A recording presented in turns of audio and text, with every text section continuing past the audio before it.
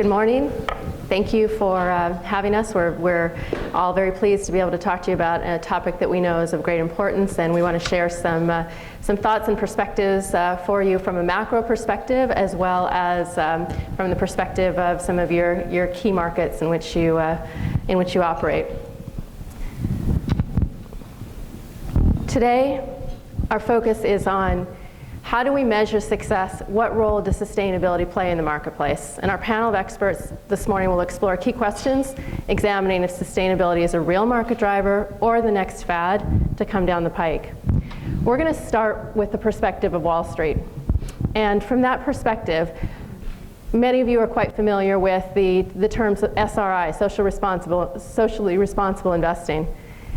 That is a perspective that is looking specifically on the impact that investors can have in driving social change in the world. What we're actually evolving to is a new terminology, environmental, social, and governance investment.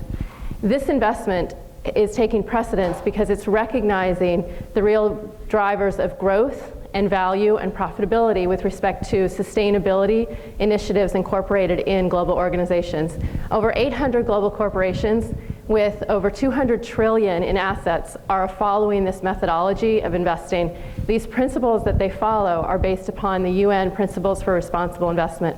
Why is this happening? Because over 90% of the ESG equity-related investments have proven real growth relative to other drivers of evaluation. CalPERS has recently announced that they have integrated ESG investing into their entire investment portfolio, valued at $231.9 billion. So the markets are reflecting the importance of sustainability in how they're evaluating the performance of business from a financial perspective. What we're also seeing is the perspective from Main Street. 2 out of 3 consumers strongly believe that businesses need to be environmentally and socially responsible. They need to take care of their communities, the people, and the planet. 81% of global CEOs, based upon a study that was conducted by KPMG, expect to adjust their strategies in response to consumer and customer expectations that products they buy do not have a significant environmental harm. In addition, 52% expect that climate change will lead to new products and services. What are we seeing in consumer products? You will hear shortly from the panel with respect to the specific examples of what's happening both in the construction sectors as well in automotive. But some examples here in other applications include looking at the clothes consumers wear, the shoes, the bottles that they drink from. And a very interesting example that I want to highlight is looking at what Nike's doing. Nike came out about 4 years ago with a promotion focused on their shoes being made from scrap. That was the early approach to integrating sustainability into a consumer message. What you're seeing in the yellow Nike shoe that has just been released is a massive innovation and advancement as a result of a focus on sustainability. The upper element of the shoe is being manufactured using a manufacturing application from fabrics. And what they have recognized is that in response to the advocates of looking at how production occurs in third world countries and waste in particular, which is a significant challenge in the production of shoes and the scrap associated with it, they're looking at how they can reduce that scrap. And the way in which they're going about it is they are looking at other technologies and other ways of innovating. And the success they've achieved with this shoe is not only are they applying a new methodology to manufacturing, that methodology is also enabling them to achieve customization levels that allow them to offer a superior product and a product that can be manufactured in more locations locations closer to home than previously achievable. Sustainability in your industry sectors. In the construction sector, by 2015, the green share of the largest commercial retrofit and renovation activity will be 25 to 33% of the activity by value, a $14 to $18 billion opportunity. In the automotive sector, by 2020, the annual vehicle sales in the Asia Pacific region are expected to top 52 million vehicles. What's interesting about the focus in the Asian markets is not only is that a core market from the standpoint of growth opportunity, but the manner in which OEMs are actually building their manufacturing facilities integrate sustainability into that. So the facilities that are being built are recognizing the importance of LEED. They're recognizing the use of energy efficiency and in their construction and addressing the needs of those local markets with respect to sustainability.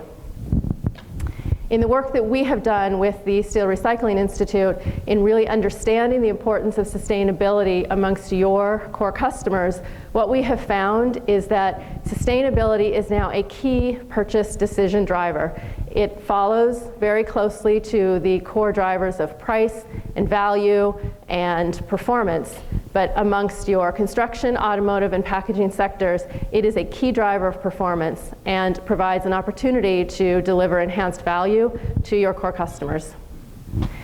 What we're actually seeing is that sustainability is shifting into efficiency, from efficiency to revenue enhancement and business value. So organizations are recognizing that they can grow and innovate, gain market share, and achieve greater value through sustainability. Some examples of this include in construction. A producer of certified sustainable wood products went around their distributors to sell the value directly to a major building supplier, a major building retailer, and broke into the world's largest wood distributor. In packaging, a global chemical company produces a PET resin with environmental attributes.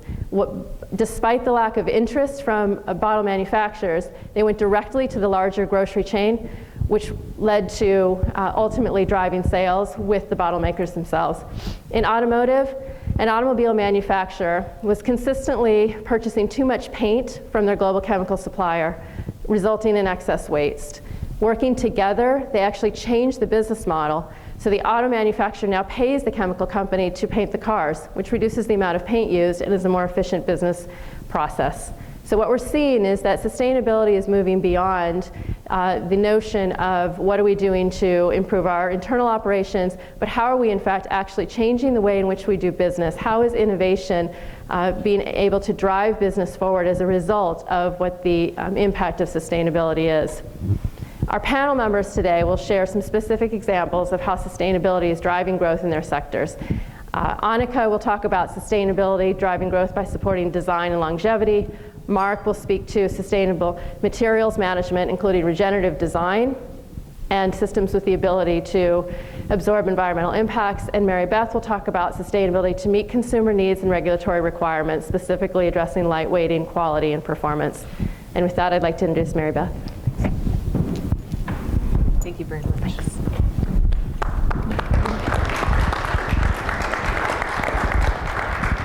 Well, good morning, everyone. It's really an honor to be here for General Motors. You're very important to us.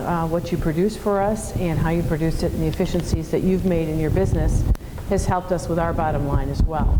So again, what we're going to go through today is I'm just going to highlight some of the things we're doing at the new GM. A lot's changed. We've absolutely reduced our complexity of brands. We've got a very focused product portfolio.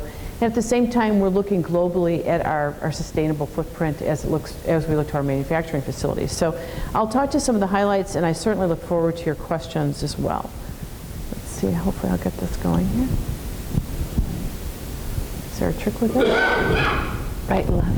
Is it right and left? Mm-hmm. Yeah, we're doing a change on the fly here, Mary Beth. All right. You guys actually decided to do it in a different order. So. Okay, all right. Well, you know what? The truth is I really wasn't going to work to the slides anyway. So, okay. They were there. All right, let's see. That's the end of. Nope. No. All right, I'm not going to get more time with that. So let me talk a little bit about what we're doing. Backwards. Oh, hey, there we go. Maybe we'll try that one. Okay. Nope. One right forward. Okay. All right, there we go. All All right, so what we're doing is aligning our sustainability with the business, but I think it's important to point out that we're not developing the business and then trying to fold in sustainability. It's core, it's built in the foundation of the business that we're in. We're looking at how we're designing our products, making sure that they're designed right and that we can manufacture them in a very efficient way to do that. We're building them in a way that we're taking the most advancements we can do and incorporating them into the manufacturing footprint. Many of you have heard about our Volt, which I'll talk to you a little bit in this presentation, but understand with that product, we had a whole different system that was going into that car. I mean, gone was, some of the typical materials that you're used to seeing being assembled and put in a car. We had to figure a way to take a very large battery pack and be able to install that in a car. And we had to actually figure out how to take a lot of battery cells and put them in a pack. So we had to redo all the ways we do manufacturing, new tools, new lines, new safety, new handling procedures. So manufacturing, and certainly manufacturing design, is very vibrant, it's very new, and we're looking at all sorts of new ways to go about building cars. So it's a very different time in the whole world of automobile manufacturing, especially from the propulsion standpoint and how we're propelling our cars. We're also working on selling our products in a very different way.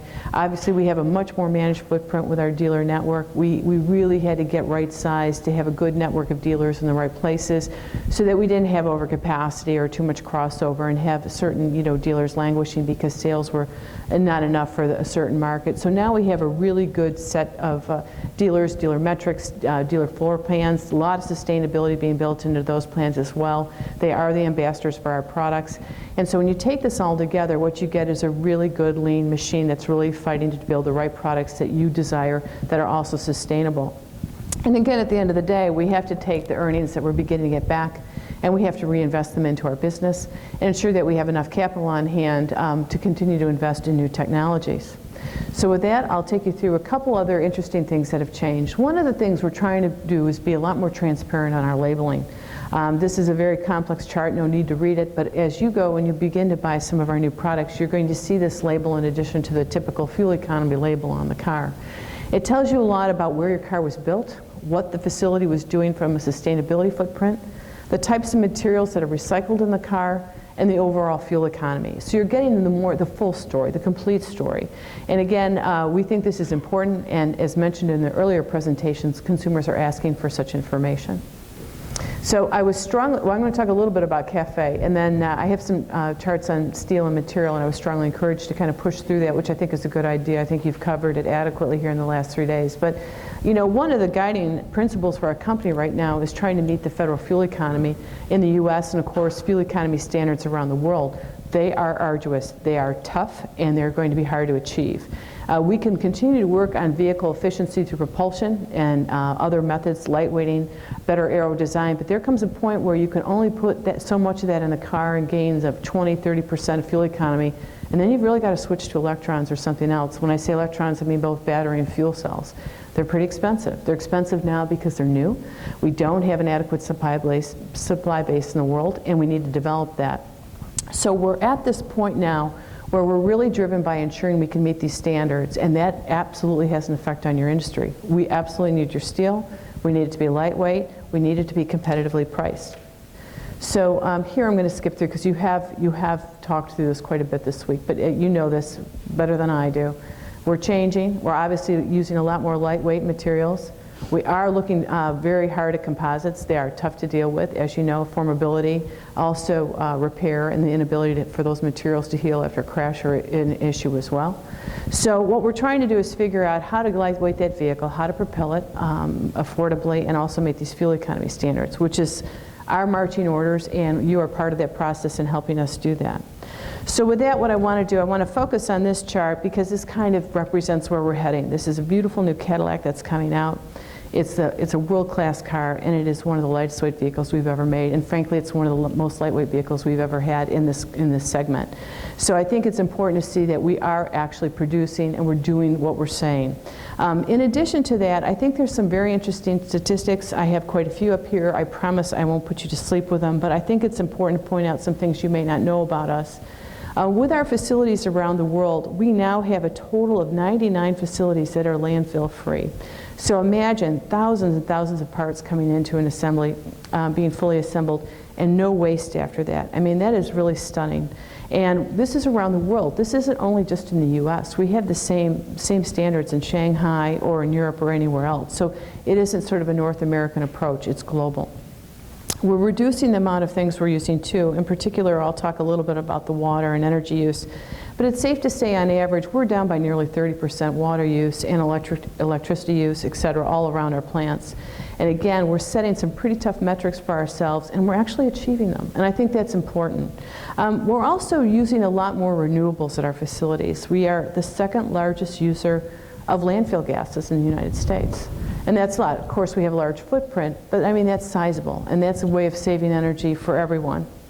We're also reducing the amount of materials we're using. We're insisting that our suppliers provide recycling when they deliver parts and things like that. And the vehicle recyclability, this is always a subject that people have very different statistics on, but the majority of the vehicle has always been recyclable, at least 85% of it. You know, all the parts in a car are very carbonaceous. They can be reused. Certainly your products like steel are always reused. But it's not exclusive there. Certainly even electronics now and different plastics can actually be ground up or repurposed or broken down and resold. As we look to some of our newer products, our battery products, they have a lot of good minerals in them. They can be, broken down and reused. But we're also finding that keeping certain components together and reusing them in different industries makes a lot of sense. Some folks like myself are working on taking, such as the volt battery, out of the car after its useful car life and putting it out in maybe rural areas where their electricity is intermittent, and building battery farms and having those battery farms take solar or wind and actually store that energy and then use it right there locally. This helps us with not having to build additional transmission lines out in these areas. And also it gives a wonderful second life for these batteries that are still very good and they'll last a very long time. They just don't have an automotive life anymore. So there's a lot of different ways to think about what we're doing as an automotive company, but also really what we're doing in the energy sector beyond our first primary goal of selling vehicles. With regard to emissions, we have reduced over 30% emissions in all of our plants worldwide. So let's see what else I want to talk to you a little bit about. Water use, we talked a little about. This is really going to be the predominant theme in sustainability. Some of the charts that were shown in the first presentation showed a lot about clothing manufacturing, automotive manufacturing, and such. The water consumption in some of these processes is significant. Certainly water consumption with utilities, fresh water consumption is a lot. This will be where the debate will be centered in the next few years, and I think all of us need to be good stewards here and continue to work on reducing our water use. We do use a lot of watershed programs. We actually have cysteines on a lot of our plants that actually take in the water, the rainwater. We use them in some of the laboratories at our plants. We also have a lot of wildlife habitat that's developing around our facilities. Our parents who work in the plants are very proud to be able to have a wildlife habitat next to them, knowing that their children are visiting as part of their education days. It's mutually reinforcing for the products we make, but also for the communities that we live in, that we're doing the right thing. In research and development, which is really near and dear to my heart, where I spend a lot of time representing the research and development folks in Washington, they are working all in green jobs. Someone asked me, can you quantify the number of people in R&D that are working on green jobs? And I said, they all are. Why would they be working on anything else? So they're working on better ways to make things lighter, better, cheaper, but they're also working on increasing fuel economy, ensuring safety, and all the things that are important to consumers. There's no one who's not working on anything that isn't trying to make a better vehicle for you. We've gone through a major organization recently, and our new leader of R&D is going to be really focused on getting more technology in the car. So what you're going to see in this new GM is a much more rapid implementation of technology that makes sense not only to delight you when you're driving and to give you wonderful performance, but also one that is sustainable. So with that, I'm going to conclude, and I do look forward to your questions, and thank you for having me here today. Thank you.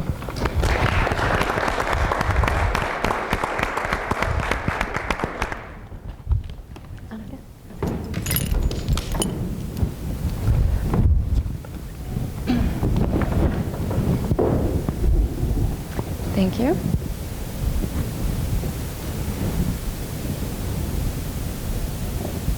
As soon as I can. He's switching over right now. There we go. Thank you very much for having me. My name is Anica Landreneau. I work with HOK. We're a global architecture firm, one of the 3 largest in the world. We build airports, we build hospitals, we build universities, we build embassies. Many of you have probably been in some of our facilities. So I'm going to talk a little bit about the built environment and sustainability, in particular with steel. We've been pioneering sustainable design for over 20 years. We're seen as a leader in local and federal government operations. We've been writing guidebooks that have been used by our colleagues. This is something that is really built into our DNA. I'm going to talk about some of the market drivers. Legislation. We now know that the built environment buildings are responsible for 72% of the electricity consumption in the US and around 40% of carbon emissions. So this is obviously a huge opportunity to address some of the critical environmental problems of today. Steel, for obvious reasons, it's highly recycled and recyclable, becomes a great opportunity to meet some of our sustainability goals. Some other issues I'll talk about really briefly on some projects are our aggressive project schedules, BIM coordination and how steel is well adapted to that, complex geometry, flexibility and adaptability for future change, and daylighting. There's an increased focus on occupant comfort and occupant productivity inside of buildings. This is a project some of you may be familiar with, the Washington Nationals ballpark, first LEED certified professional sports facility in the United States. This is one where we had 22 months to design and build this project. Most professional sports facilities would take over twice that long. We not only had to get it designed and built, we had to get it LEED certified and get it LEED certified with no cost premium. We use building information modeling, or BIM, to be very precise with the fabrication of the components we needed. We had quality control in the factory. The pieces were delivered to the project site, and it was installed with no waste. As you can see in the model on the left, and that guy assembling the final connecting piece on the right, we know what we're going to get very early on. When we were 20% done with the design, we were able to start building because of this marriage of technology and material. A couple of unique sustainability features outside of steel on this project. We have a bike valet, which works like a coat check. You bring your bike to the ball game and somebody watches it for you while you enjoy the game. We also have a green roof sponsored by the Chesapeake Bay Foundation over one of our concession stands. Another project that is local is the DC Consolidated Forensic Lab. I always call it CSI DC. It's the morgue, the forensic lab, and the public health lab for the District of Columbia. It is required by law to be LEED Silver. It's right now anticipating a very high LEED Gold, potentially low Platinum. Very energy efficient, and we're able to do this with the envelope. This is a rendering of it, and I'll show you some construction photos. But you'll see the south elevation, which is sort of facing you to the left. We wanted to bring in a lot of light to make this a great place to work, but we also wanted to protect from heat gain and glare.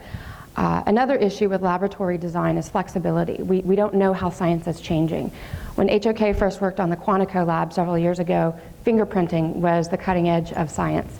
And while it was in construction, it became DNA. So laboratories, hospitals, all kinds of science and technology projects have to be able to be flexible for immediate and long-term change, adaptability. We don't know what kind of equipment they'll be using in hospitals in 10 years. So steel is something that can help us with creating flexibility in the design of buildings. As you can see on the sort of left side, that's the south facade. That's where all of the offices are located. And on the bottom corner there, that is the atrium. This is to encourage collaboration between all of these departments. So all the break rooms and conference rooms are around the central atrium. The labs are on the north side, which is kind of to your upper right corner.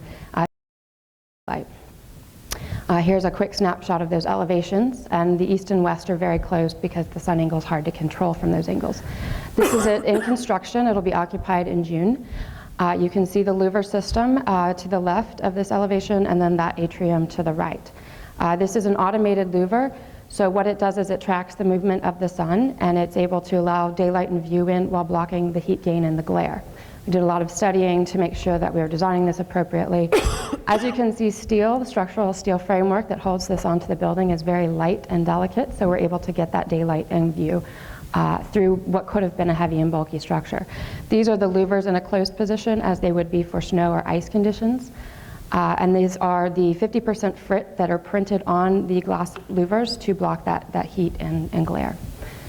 Let's see, and then here's that atrium I mentioned. As you can see, it's point-supported glass, and we have a very light structural steel framework inside of it. We couldn't achieve this kind of design with another material. This lightness, this openness, the light that's able to come into the space, this is something that steel makes very possible. So it's a structural material we really love to show off. A lot of structural materials aren't as beautiful, but steel can be quite lovely. Another unique technology we're using to save energy is chilled beams. This is kind of on the forefront of technology, but it basically decouples ventilation from heating and cooling. So you only bring in as much air as you need for ventilation, and then it circulates through these fixtures in your ceiling grid, and it heats or cools the air locally. And as you can see, we need a lot less energy to move water through that small pipe than we do through that large duct. Low impact development is another unique feature of this project. Our stormwater runoff is a huge problem in urban areas, so we have an extensive green roof pioneered by the Ford River Rouge plant, you may have seen, and we also have these tree pits which collect runoff from the right-of-way or from the street and infiltrate it. So this site has a negative runoff rate. This is an international project that HOK worked on. It's the King Abdullah Petroleum Science and Research Center, or CAPSARC. It's like the NREL of Saudi Arabia. They're taking a look at petroleum-based and alternative energy, and they're inviting visitors from all over the country. It's not legally obligated to be LEED or be sustainable, but Saudi Arabia sees that as modern, sophisticated design to appeal to a Western audience. This is how they attract people from all over the world. It's a very large project. HOK did the master plan, and we designed all of the community buildings that you see to the left of the site and residential buildings, and Zaha Hadid Architects designed the building on the right. This is an example of where steel helps us achieve very complex geometry. It's a very interesting building. As you can see, it's going to be phenomenal. This is in construction and will be open later this year. It's in Riyadh, and you can see it from the airport as you're flying in if any of you travel. And again, technology coordination, being able to precisely manufacture the pieces we need for the structure, being able to manufacture them in a factory with much better oversight on quality control than we could in the field, and with no waste. And it's draped in a GFRC membrane, which will have integrated photovoltaic. So those planes are optimized to get the most sun exposure. And this project is also pioneering LEED, the American-based or US-based LEED rating system in another way. We do have LEED and C projects in Saudi Arabia already, but this has just achieved the first LEED for home certification outside of North America. So that's pretty exciting. So just some trends and what's next. Some of the buzzwords that you'll hear will be biomimicry.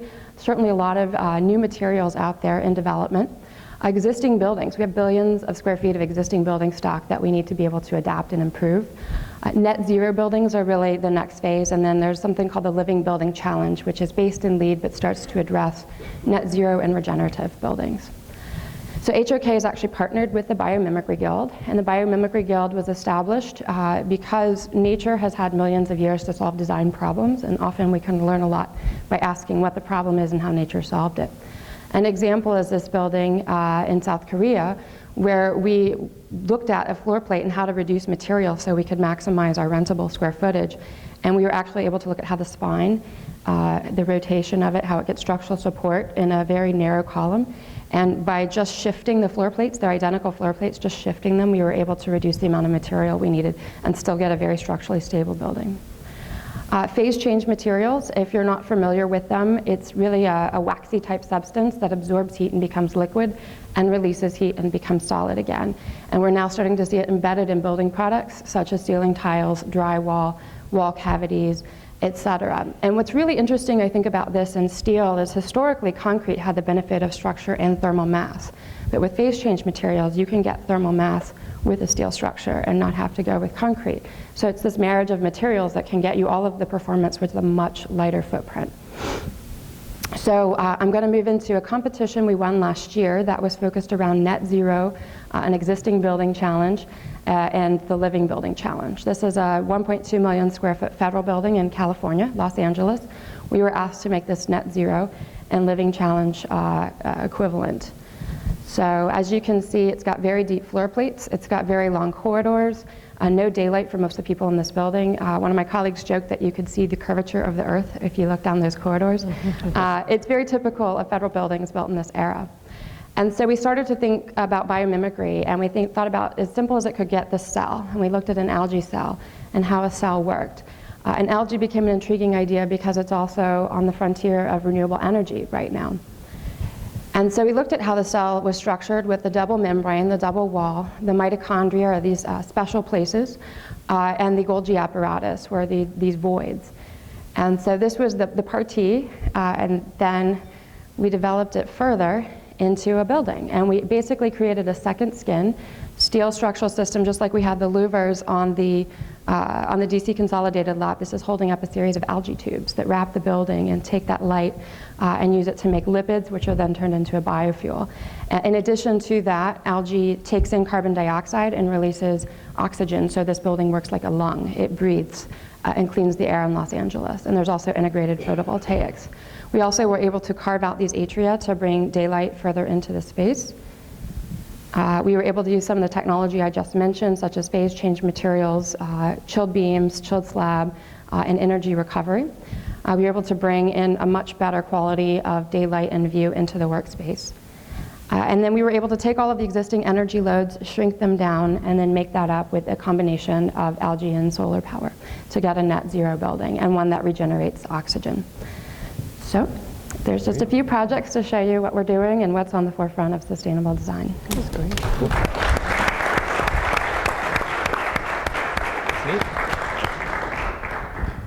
They do it in 15 minutes. That was really cool. So before I talk about my talk, I want to connect a couple of things in the last two talks. I'm also a lead accredited, not accredited professional at GA, so I could speak about the lead process too. I want to just reiterate, keep your eyes on biomimicry, steel industry. I think this is really a cutting edge field. We're seeing a lot of work in this in universities and elsewhere. And it connected to the automobile industry. It doesn't happen to be General Motors, but I'm not going to mention the company. Another example in biomimicry is looking for the most aerodynamic thing in nature, and it happened to not be aerodynamic, it was hydrodynamic, I guess, at fish. It happened to be the puffer fish. So XYZ automobile company has looked at the design of a car around that. The thing is, it's uglier than ever, so nobody wanted to really buy it. But biomimicry, I think steel can really play a large part in biomimicry, so keep your eyes on that. All right, that was just to get my presentation up. So I'm Mark Lichtenstein. I wear a couple different hats, but today I'm here as president of the National Recycling Coalition. Let me just talk a little bit about my past. First of all, let me say, and this is not just because I'm pandering to you, but I really love steel. And I think it has a lot to do, and I'm not supposed to say that from the National Recycling Coalition because all commodities are equal in our eyes. But it has to do with the Steel Recycling Institute. Greg, and before Greg, Bill Heenan and the great staff has done an awesome job with really promoting this product, and I just want to let you know that. So it's been a great product, and I see a lot of applications in the future. And if we can design a bottle made out of steel versus what we're holding in our hands up here, that would be the next generation, I think. All right, so I work at a university. Before that, I ran a local solid waste system, an authority, for about 16 years. Now, this is important because I want to talk about again, what we're supposed to be talking about up here is really kind of looking towards the future and what's next. A lot of the steel that you get, you depended on people like me to get it out of the so-called waste stream. And we don't know what we're doing. All right, so that's something that I want to talk about. Generally speaking, there's some of us that know what we're doing. So 16 years there. I also worked at Walt Disney World helping with recycling there. And as I said, now I'm in academia and nonprofit. So this is a question for you. Are we really at a new paradigm? I think our moderator put this up in the beginning. Is this just a fad or the sustainability thing? Or is it something that's here to stay? So I'm going to pose it as a question for you, and then when I'm done, we'll see how you feel. So what do you see there? Any ideas? What else? Carbon? What else? Fuel? Okay, what else? One more guess, and then you're all going to get an F. Steel. Right. So you know what? You didn't say tires, and it's the first audience that did not do that. This actually was a tire pile that I had to manage in my community, anywhere from 9 to 20 million tires. That's also automobile fluff in the foreground there, and you know what that is. So I just came from a solid waste conference and asked them, and they said tires. Right? The theme is a new paradigm question mark. Waste. That is not waste.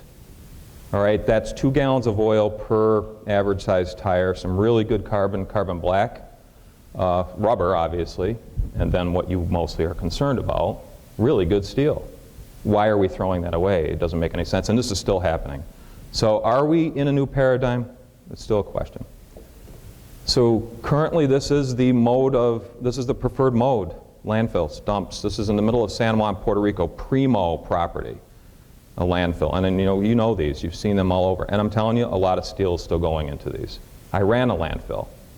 It's not the place for steel or any of these products. These are resources. So the new paradigm, are we there? Are we getting to thinking about these things as resources that it's just insane to be throwing away? Before I go on, I want to talk about, just back up a little bit about sustainability. The chairman earlier talked about some things that I think are important to understand. Sustainability is not just about the environment. I happen to be an environmental steward, environmentalist all my life, and I'm not going to stand up here any longer after this and talk about the environmental aspect of sustainability. I'll do it a little bit. But what else is it? It's about social equity. So you heard some points or visions about employee safety, workplace productivity. Those are all social equity pieces of sustainability, and it sounds like you're leading in those areas. And the other leg is economic development, sustainable economic development. And that's what I want to start to spin our waste management challenge, to talk really more about economic development. So you can look at this and say, well, that's prime land that's being used for something that's not optimal, for instance. So it's still a question mark. So this is what I'm supposed to talk about. Sustainable materials management. This is the new mantra. Is it just another acronym, or is it indeed a bellwether of what's to come? If you're with the EPA, and I've been talking to them, they see this as something that's pretty serious. Now, of course, what happens this November is going to dictate where we go with SMM, or if we go anywhere, but I still predict that in the next 5 to 10 years, you're going to see a sea change in how we deal with waste. And clearly the word waste is not in that title, Sustainable Materials Management. I so propose to you it is a new way of thinking, and it's not a fad. And it's something the steel industry needs to pay close attention to. So we talk about game-changing events. Does anybody know what this is? Greg knows. This is the garbage barge in 1988 or something like that. Took a 5,000-mile tour of the eastern seaboard all the way to Belize, stopped at the Bahamas, came back up. Nobody wanted to waste. It was from Islip, Long Island, ended up back in Islip, Long Island. Talk about carbon footprint. Greenpeace went out there at night. I know you can't read that. It says, next time try recycling. Well, it was interesting that in New York State, and we talk about the Congress inabilities, New York State's worse in a lot of ways. Boom, instant legislation, the most comprehensive recycling legislation ever at the time. We have to recycle 50% of our waste by 1996. And nobody would admit to it, but I know legislators who said, was the straw that broke the camel's back. It was an embarrassment to New York State.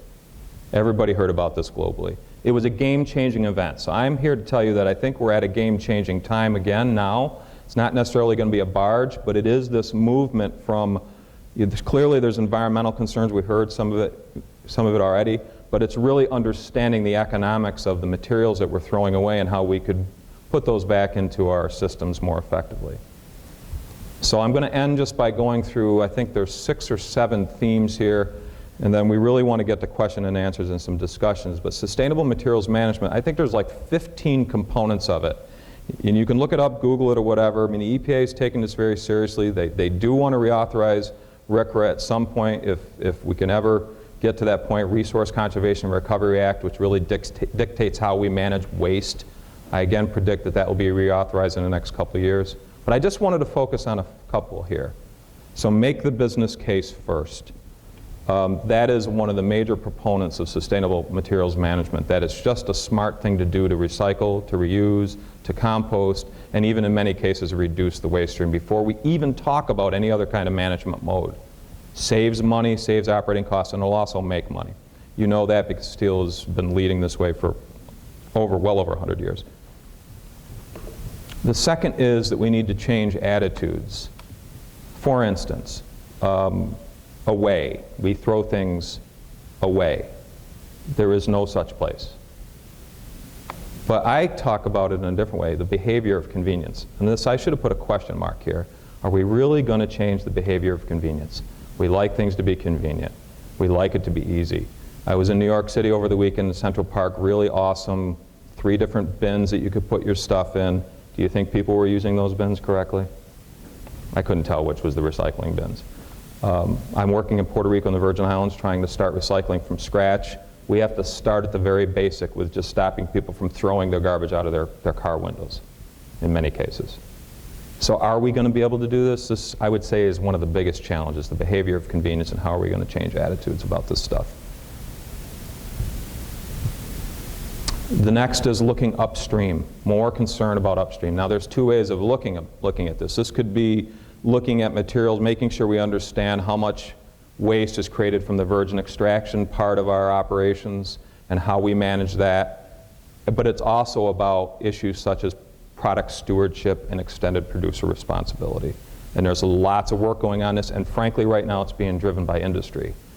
And one of the industry sectors, one of the companies that's driving this at this point is Nestle. Greg and I were just talking about this.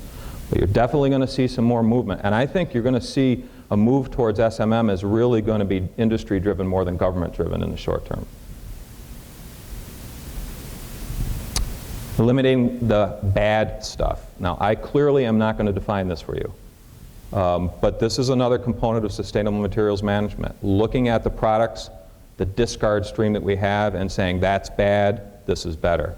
You heard some components in the building industry, for instance. The question I have is who's going to define what's bad?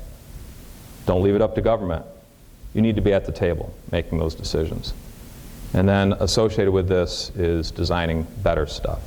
And then who defines that? Now there's a seminal book on this by William McDonough, Cradle to Cradle.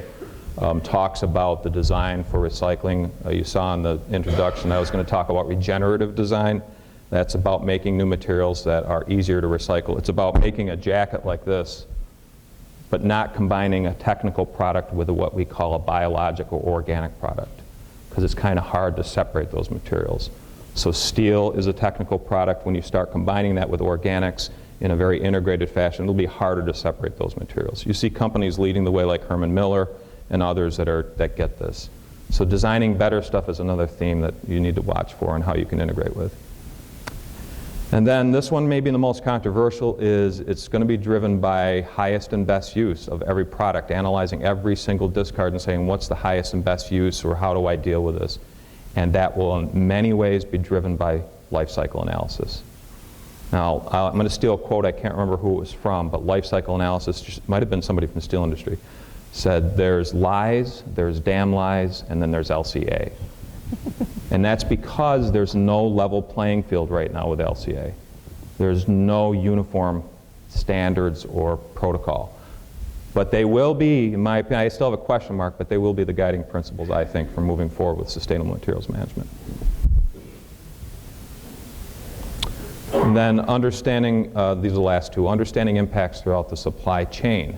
This is new terminology for people like me, supply chain. This is getting back to the municipal roots. We were in the business of public sanitation, taking care of the garbage. But yet we were making materials that you hoped were clean enough and good and separated enough. We need to do better education with people like me to understand that they're really part of the supply chain. And or we need to remove the materials, this gets to producer responsibility, from people like me in managing it. But that's what I mean by understanding impacts. And then on the back end, we've got to understand impacts of where the stuff is going. And I'll pick on a product right now, polystyrene versus PET. PET is really a local product. There's a lot of jobs in the United States around the PET industry. Not the case with polystyrene. Where is it going? China. Where are these PET bottles going? Primarily the United States. So understand where this stuff is going and the impacts. And then last, and the Brookings Institute did a really great study on this as far as jobs in our sector, the green sector. Last summer they did this. They made a lot of 4 recommendations. One I think was really good, that you're going to see much more focus on local and regional economic development, local regional solutions, and I think steel is situated very well to fit that. So I leave you with a question. And then you don't need to answer it now. But that's my presentation. Thanks.